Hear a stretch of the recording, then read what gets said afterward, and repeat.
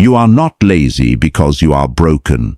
You are lazy because your brain has been trained to obey comfort faster than it obeys you. The world lied to you. It told you discipline is about motivation. It told you one day you will wake up ready and focused. But that day almost never comes, because discipline does not arrive as a feeling. Discipline arrives as a command. One part of you wants comfort now, another part of you wants power later, and every day one of them wins. Marcus Aurelius understood this brutal truth. The body begs, the mind negotiates, the ego complains, but the soul must command. You already know what you should do. You know you should wake up earlier. You know you should train. You know you should stop scrolling. You know you should work when nobody is watching. But something inside you keeps choosing the easy path, not because you are weak, but because your brain has learned to connect discipline with pain and comfort with safety. That is the trap. Your mind gives you beautiful excuses. You are tired. You deserve rest. You will start tomorrow. You need the right mood. One more day will not matter. Because every time you break a promise to yourself, your brain records it. And every time you obey comfort, comfort becomes stronger. This is the hidden law. You do not rise to the life you dream about. You fall to the identity you repeat. If you repeat avoidance, you become someone who avoids. If you repeat excuses, you become someone who excuses. If you repeat weakness, weakness begins to feel normal. So the first trick is this. Stop asking, do I feel like doing it? Ask, what will this cost me if I don't?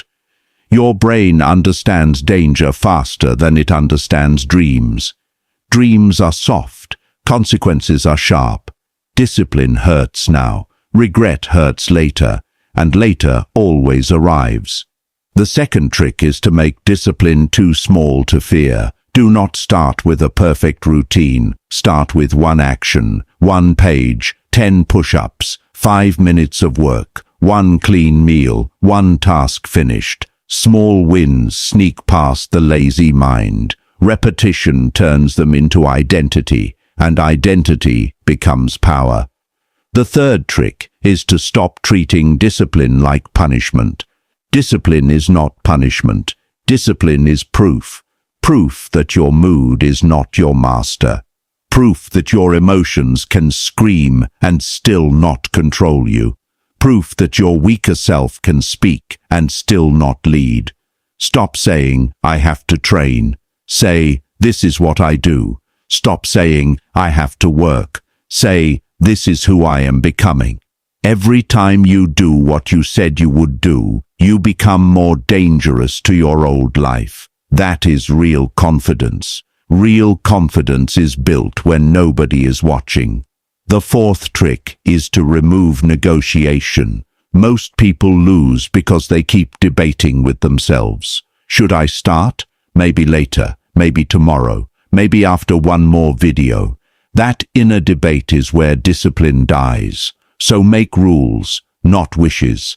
The alarm rings, you stand up. The time comes, you train. The phone distracts you, it leaves the room.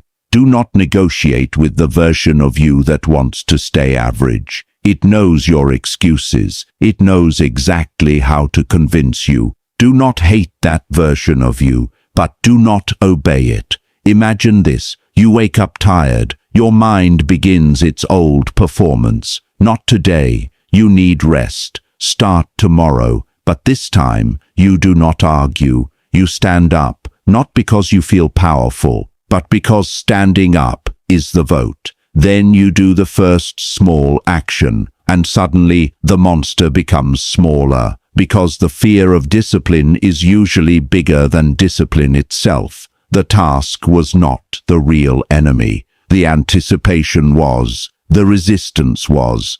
Action is the silent weapon. Action cuts through the fog. Action humiliates excuses. Over time, something changes. You begin to enjoy the feeling of control. You begin to crave the pride after doing the hard thing. Your brain starts to understand. Discipline is not pain. Discipline is identity. Discipline is peace. Discipline is power. And comfort, when uncontrolled, becomes a prison. This is the brutal truth. Your brain does not need to like discipline at first. It only needs to see that discipline makes you respect yourself. That is when the shift happens. You stop chasing motivation. You stop waiting for the perfect day. You stop needing your emotions to agree with your goals.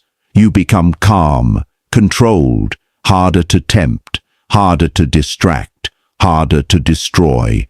The real test is the day your emotions vote against your future. That is the day you must remember who is in command, not your mood, not your impulses, not your comfort. You, because discipline is built when the weaker version of you asks for control and you refuse to hand it over. Subscribe if you are ready to stop being ruled by your mood.